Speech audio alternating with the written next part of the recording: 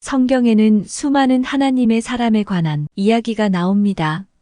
그러나 성경은 존경의 대상이자 믿음의 영웅인 그들을 조금도 미화하지 않습니다. 오히려 인간의 타락과 실패를 배경으로 하나님의 모습을 뚜렷이 보이게 합니다. 또한 인간의 한계에도 불구하고 기쁘게 역사하시는 성령을 바로 알리기 위해 추악한 하나님의 사람들의 참모습을 있는 그대로 기록하고 있습니다.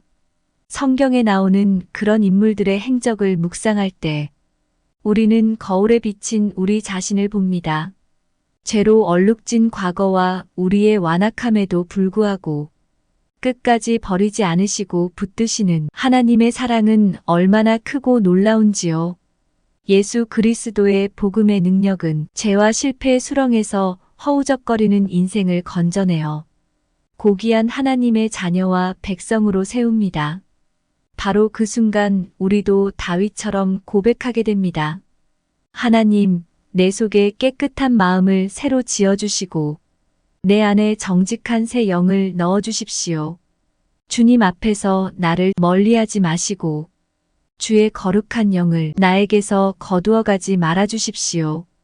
주께서 베푸시는 구원의 기쁨을 내게 돌려주시고 너그러운 영을 보내셔서 나를 붙들어 주십시오. 다윗의 시대에 그러셨듯이 주께서는 지금도 하나님의 마음에 맞는 사람을 찾고 계십니다. 과연 어떤 사람이 합당한 사람일까요? 왕 중의 왕이신 하나님이 일할 사람을 선택하시는 기준에는 양면이 있습니다. 한 가지는 하나님이 선택하신 사람이 부르심을 받는 것이고, 다른 한 가지는 부르심을 받은 자가 그 부르심에 응답하는 것입니다. 창세전에 하나님의 선택을 받은 자가 하나님이 부르실 때 예수 그리스도를 주님으로 모시고 자신의 인생을 바치겠다는 결심을 한다면 이 사람이 곧 주께서 찾으시는 사람입니다. 누가 하나님의 선택을 받은 자인지 알아내려는 것은 인간의 한계를 넘어서는 짓입니다. 이는 창세전부터 하나님의 마음에 감추어 있는 비밀입니다. 그러나 하나님의 선택을 받은 자를 알아보는 방법은 있습니다. 하나님의 선택된 자에게는 뚜렷한 표적이 나타나기 때문입니다. 예수님을 의지하고 구원을 받으십시오. 하늘 아래 있는 피조물들에게 말씀을 전하면 복음은 큰 선풍기 역할을 해서 쭉정이는 날려버리고 알곡만 남깁니다. 쓸데없는 것들은 사라지고 소중한 것이 드러납니다. 이처럼 성령의 능력으로 변화된 말과 행동에서 하나님의 선택된 자임을 알아볼 수 있습니다. 오직 성령의 증거하심으로 우리는 선택된 자라는 확신을 갖게 됩니다. 우리가 참으로 하나님의 자녀라는 확신입니다. 비록 완전함과는 거리가 멀지만 하나님의 은혜로 그리스도 안에서 태어난 하나님을 사모하는 새로운 영혼이요, 새로운 피조물입니다. 이것을 깨닫게 하시는 분은 성령이십니다. 그렇게 우리는 우리 이름이 생명책에 기록되어 있음을 알게 됩니다. 다윗에게 기름 부으신 사건에는 하나님이 사람을 선택하시는 원리가 잘 나타나 있습니다. 첫째, 하나님이 사람을 선택하시는 기준은 사람의 판단과 크게 다르다는 것입니다. 베들레헴 이세의 아들들 가운데 다윗이 하나님이 선택하신 자라는 것을 누가 예상할 수 있었겠나요? 형제들조차 다윗을 우습게 알았습니다. 이후에 일어난 일이지만 다윗이 이스라엘의 하나님을 모욕하는 골리앗과 싸워야 한다고 말했을 때 큰형 엘리압은 다윗에게 양이나 지키지 않고 뭐하러 전장에 나왔느냐고 비난했습니다. 다른 가족들에게도 다윗은 그저 양을 치는 하찮은 목동에 지나지 않았습니다. 다들 세상 일에 바쁘고 세상 즐거움에 빠져서 20대 소년이 하는 일들은 무시해버렸습니다. 하나님을 먼저 생각하라고 충고하는 다윗을 세상 물정 모르는 철부지로 치부해버렸고, 밤이나 낮이나 주님을 묵상하는 다윗을 광적인 믿음이라고 못마땅해하며 거들떠보지도 않았습니다. 아들을 가장 잘 알아야 할 아버지까지 다윗을 막내라고 가볍게 불렀습니다. 여기서 막내라는 말의 의미는 문맥으로 볼 때 단순히 나이가 어리다는 뜻이나 애칭이 아닙니다. 아버지의 눈으로 보아도 그는 형제들 가운데 가장 부족한 아들이었습니다. 그래서 하나님의 선지자가 제사를 드리자고 불렀을 때 그 자리에 없어도 괜찮다고 생각할 정도로 변변치 않은 존재였습니다. 다윗은 그런 의미의 막내였습니다. 사무엘도 다르지 않았습니다. 다윗이 하나님의 선택받은 자라고는 생각하지 못했습니다. 그는 하나님이 기름 부어 세우실 자는 엘리압이라고 믿었습니다. 그러자 주님의 질책이 내려왔습니다. 내가 보는 것은 사람과 같지 아니하니 사람은 외모를 보거니와 나 여호와는 중심을 보느니라. 그런데 이 대목에서 납득하기 어려운 점이 있습니다. 사무엘 선지자는 자기 뜻을 앞세우며 방자했던 사울 왕에게 실망하고 그로 인해 마음고생을 많이 했음에도 불구하고 왜 또 사울과 비슷한 사람에게 만족했을까요? 우리는 선지자나 목사도 인간이라는 사실을 잊지 말아야 합니다. 인간이기 때문에 사람에 대해 잘못 판단하는 일이 많습니다. 좋은 교육을 받고 지적이며 영민한 많은 사람들이 하나님을 따르겠다고 말하지만 외적인 조건만으로 사람을 판단하는 것은 경솔합니다. 주님의 일을 맡기기에 탐나는 재능이 있어 보이던 사람들 중에 결국 하나님이 택하신 사람이 아니라는 것을 깨닫게 되는 가슴 아픈 경우가 종종 있습니다. 하나님의 사람으로 만들기 위해 사람을 택하시는 하나님의 기준은 그런 것이 아닙니다. 하나님은 우리가 생각하는 것과 다른 제목을 찾으십니다. 이는 사도 바울이 고린도 교회에 보낸 편지에서 밝힌 바와 같습니다. 그런데 하나님께서는 지혜 있는 자들을 부끄럽게 하시려고 세상의 어리석은 것을 택하셨으며 강한 자들을 부끄럽게 하시려고 세상의 약한 것을 택하셨습니다. 하나님께서는 세상에서 비천한 것과 멸시받는 것을 택하셨으니 곧 잘났다고 하는 것들을 없애시려고 아무것도 아닌 것들을 택하셨습니다. 그것은 아무도 하나님 앞에서는 자랑하지 못하게 하시려는 것입니다. 나는 다윗의 뿌리 자손이니 곧 광명한 새벽별이라. 이는 예수께서 마지막으로 하신 말씀 중 하나입니다. 다시 말하면 다윗은 창세전부터 예수님 안에 뿌리를 두었습니다. 그리고 하나님의 부르심에 다윗이 응답한 순간, 또 다윗이 하나님의 뜻에 전적으로 자신을 맡긴 순간 다윗의 인생에는 변화가 일어났습니다. 그 변화가 그리스도께서 그의 자손으로 태어나시는 역사를 가능하게 했습니다. 다윗은 예수님이 베들레헴에 오시어 인간에 대한 하나님의 사랑을 전하시는 하나님의 계획의 한 부분이 되었습니다.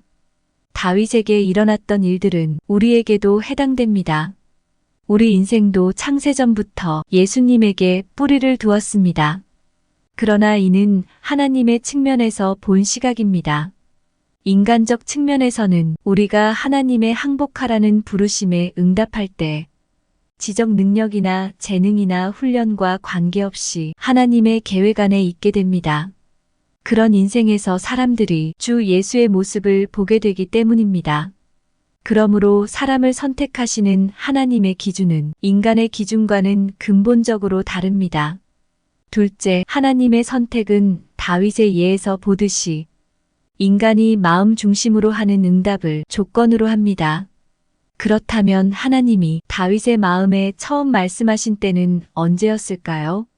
사무엘상 16장을 읽으며 이때가 처음이라고 상상한다면 이 이야기의 중요한 의미를 놓친 것입니다. 공개적인 기름 부으심은 오래전 다윗과 하나님 사이에 은밀하게 이루어졌던 만남의 결과일 뿐입니다. 모든 사람의 마음 중심을 살피시는 하나님은 다윗의 충실한 섬김과 다른 사람과 크게 다른 그의 마음을 오래전에 보셨습니다. 즉, 이스라엘 왕의 직분을 잘 수행할 준비된 마음을 다윗이 가졌다는 것입니다. 다윗은 어떻게 그런 마음을 갖게 되었을까요? 다윗은 사무엘이 설립한 선지자 학교의 영향을 받았을지 모릅니다. 아니면 하늘이 하나님의 영광을 빛내고 땅이 하나님의 솜씨를 뽐내던 별이 총총한 어느 날 밤 하나님을 만났을지 모릅니다.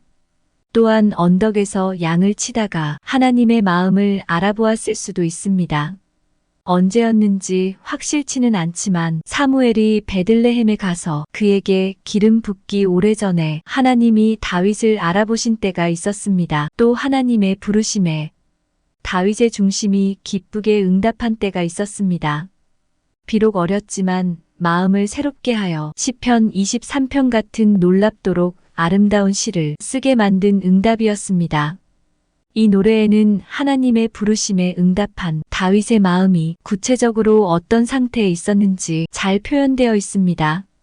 여호와는 나의 목자시니 내게 부족함이 없으리로다. 다윗에게는 믿음의 중심이 있었습니다. 그는 자신의 악함을 알았고 자신이 치는 양에게 보호가 필요하듯이 자신에게도 인생을 굽어 살피시는 하나님의 은혜와 인도가 반드시 필요함을 알았습니다. 여호와는 나의 목자시니 이 고백은 믿음 가운데 하나님에게 자신을 던져 전적으로 맡긴다는 의미를 갖고 있습니다. 그가 나를 푸른 풀밭에 누이시며 쉴 만한 물가로 인도하시는도다. 하나님에게 자신을 맡긴 이 젊은이의 삶은 한마디로 평화요, 평안이었습니다. 묵상의 마음을 가졌던 그는 하나님과 교통하는 기쁨을 누렸습니다. 의의 길로 인도하시는도다. 다윗은 완전한 사람이 아니었습니다. 그러나 그의 마음은 경건을 지향했으며 무엇보다도 자신의 인생에 그 하나님의 속성이 구현되기를 바라는 소망이 간절했습니다. 내가 사망의 음침한 골짜기로 다닐지라도 해를 두려워하지 않을 것. 다윗은 자신을 넘어뜨리려는 극악한 적의 면전에서 그는 언제나 자신만만하고 두려움이 없었습니다. 후에 골리앗을 만났을 때 보여준 용감하고 담대하고 씩씩했던 그의 모습을 생각해 보십시오. 주께서 내 원수의 목전에서 내게 상을 차려주시고 내 잔이 넘치나이다. 마귀가 보고 있는 앞에서 피로를 채워주시고 영적으로나 물질적으로 공급해 주시는 주님을 향한 감사가 다윗의 마음에 가득했습니다. 내 평생의 선하심과 인자하심이 반드시 나를 따르리니 내가 여호와의 집에 영원히 살리로다.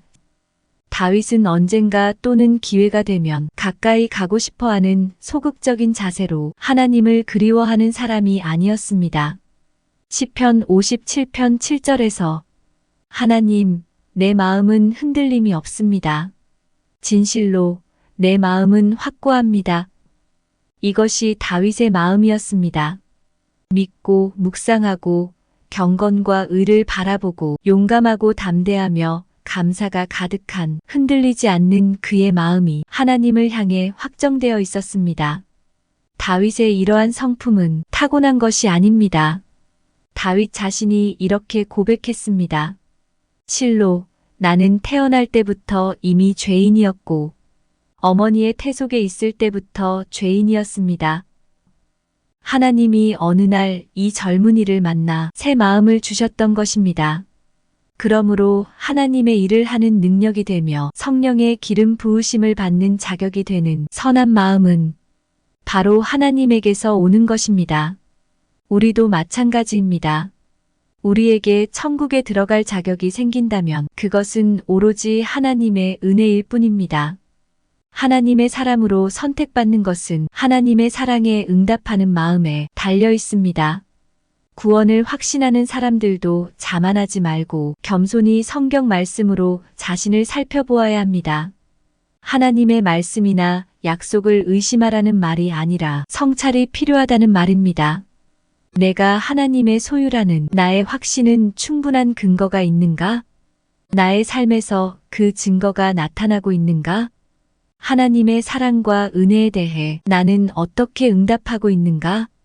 혹시 다윗과 마찬가지로 하나님이여 나를 살피사 내 마음을 아시며 나를 시험하사 내 뜻을 아옵소서 내게 무슨 악한 행위가 있나 보시고 나를 영원한 길로 인도하소서. 그렇게 스스로를 돌아보기가 두려운가요?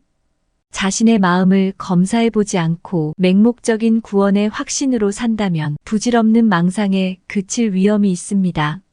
사실이 아닌 것을 사실로 착각하는 것입니다.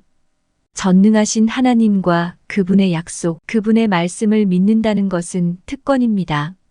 구원의 근거로 십자가를 제대로 보는 것과 하나님이 버리시지 않기 때문에 우리가 안전하다는 사실도 특권이 아닐 수 없습니다. 우리는 예수님이 죽으셨다가 다시 사셨기에 우리가 의롭다 함을 얻었고 구원받았다는 믿음의 확신을 가져야 합니다. 그러나 추정과 확신은 같지 않다는 것을 명심하십시오. 특권만 강조하다 보면 규율을 소홀히 해서 하나님의 백성이 일종의 혼수 상태에 빠지게 됩니다. 오늘날 우리에게 필요한 것은 성령의 잣대로 자신을 엄격하게 성찰해 보는 것입니다.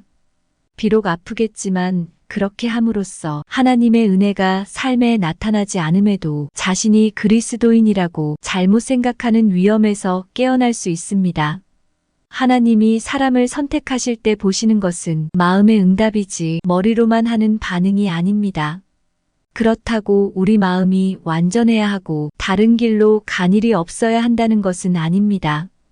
하나님도 우리가 얼마나 자주 길을 잃고 헤매며 죄짓기 쉬운 연약한 존재인지 아십니다. 그렇다 하더라도 성령께서는 우리에게 이런 질문들을 던지십니다. 예수님에게 마음을 전적으로 의지하고 있는가? 믿고자 하는 마음이 있는가? 말씀을 묵상하고 말씀 안에서 위안을 얻는가? 경건을 바라고 찾는 마음이 있는가? 하나님에게 항상 감사하는 겸손한 마음, 고마움을 아는 마음이 있는가? 하나님을 향해 영원히 확정된 마음인가? 아니면 세상 유혹에 흔들리는 불안정한 마음인가?